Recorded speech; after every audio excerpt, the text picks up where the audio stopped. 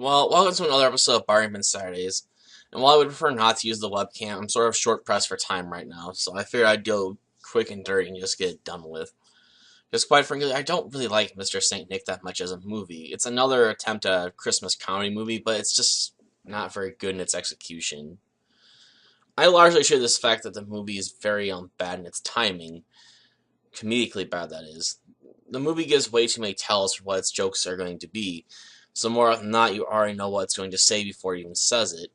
At least if you're if an older, more experienced moviegoer, I guess you probably already know where it's going, and it makes the movie very boring to watch because there's nothing going on that you can't already see happening. I guess I could have talked more about the plot and stuff, but quite frankly, what difference does it make if it's a comedy? If it's not funny, then it doesn't matter what its plot is. It sucks. I guess younger kids might find it more funny than I would. But as far as I'm concerned, there's only one or two funny jokes in this entire movie. And even then, the funniest one is probably this one. I can't get it up. Oh, that's all right, dear. That happens to everybody sometimes. And even it isn't that funny. It's just a simple double entendre. And it's not even a well-placed one at that. Because you could even see with the sub they're doing when he couldn't get the sleigh up that they're going to go with it.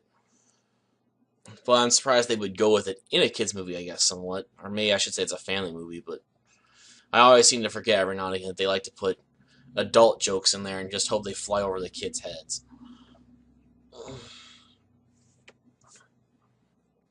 Like I said, I really don't want to talk about the plot. I mean, it's a dumb story plot and idea anyway. You're just trying. Santa's son is having to take over the Santa Claus business because every 100 years Santa has to retire. Sort of like a seasonal change, or whatever.